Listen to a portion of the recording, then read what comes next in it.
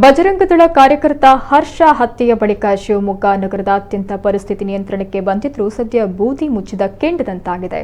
ಕೋಮು ಸೌಹಾರ್ದತೆಗೆ ಭಂಗ ತರುವ ಮತ್ತು ಸಾರ್ವಜನಿಕ ಆಸ್ತಿ-ಪಾಸ್ತಿ ಜೀವಹಾನಿ ಸಂಭವಿಸಬಹುದಾದ ಘಟನೆಗಳು ಯಾವುದೇ ಕ್ಷಣದಲ್ಲೂ ನಡೆಯಬಹುದಾದ ಸಾಧ್ಯತೆ ಇರೋದ್ರಿಂದ ಜಿಲ್ಲೆಯಲ್ಲಿ ಈಗಾಗಲೇ 2 ದಿನಗಳ ಕಾಲ ಕರ್ಫ್ಯೂ ಜಾರಿಗೊಳಿಸಲಾಗಿದೆ. ಇಂದು ಕೂಡ ಶಿವಮೊಗ್ಗದಲ್ಲಿ ಶಾಲಾ ಕಾಲೇಜುಗಳಿಗೆ ರಜೆಯನ್ನ ಘೋಷಿಸಿ ಜಿಲ್ಲಾಧಿಕಾರಿ ಸೆಲ್ವಮಣಿ ಆದೇಶವನ್ನ ಹೊರಡಿಸಿದ್ದಾರೆ. ಶಿವಮೊಗ್ಗ ನಗರದಾದ್ಯಂತ ಕರ್ಫ್ಯೂ ಜಾರಿ ಹಿನ್ನೆಲೆಯಲ್ಲಿ ಬೆಳ್ಳಂಬೆಳಗ್ಗೆ ಪೊಲೀಸರು ವಾಹನದಲ್ಲಿ ಬಂದು ಮೈಕ್ ಮೂಲಕ ನಾಗರಿಕರು ಯಾರೂ ಹೊರಗೆ ಬರಬಾರದು, ಗುಂಪಾಗಿ ನಿಲ್ಬಾರದು ಅಂತ ಅನೌನ್ಸ್ಮೆಂಟ್ ಮಾಡ್ತಾ ಇರೋದು ಕಂಡುಬಂದಿದೆ. ಯಾರೂ ಕೂಡ ಮನೆಯಿಂದ ಹೊರಗೆ ಬರಬಾರದು, ಅಂಗಡಿ ಮುಂಗಟ್ಟುಗಳನ್ನ ತೆರೆಯಬಾರದು, ಜನರು ಬರಬಾರದು ಅಂತ ಅನೌನ್ಸ್ಮೆಂಟ್ ಅನ್ನ ಇಡೀ ಶಿವಮೊಗ್ಗ ನಗರದಾದ್ಯಂತ ಮಾಡಲಾಗ್ತಾ ಇದೆ.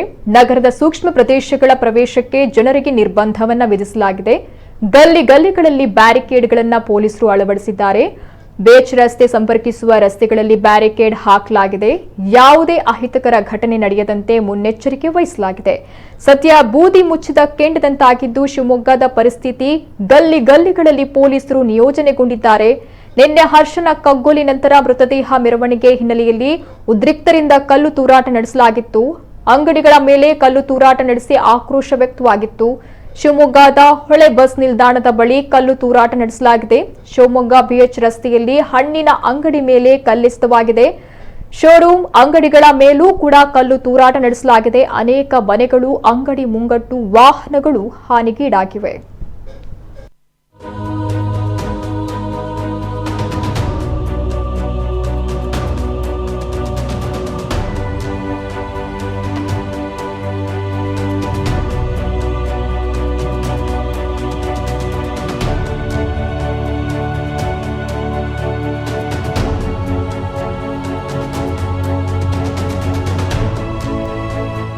ನಮ್ಮ ಕುಡ್ಲ ಈಗ ಎಲ್ಲಾ ಡಿಜಿಟಲ್ ಪ್ಲಾಟ್ಫಾರ್ಮ್ಗಳಲ್ಲೂ ಲಭ್ಯ.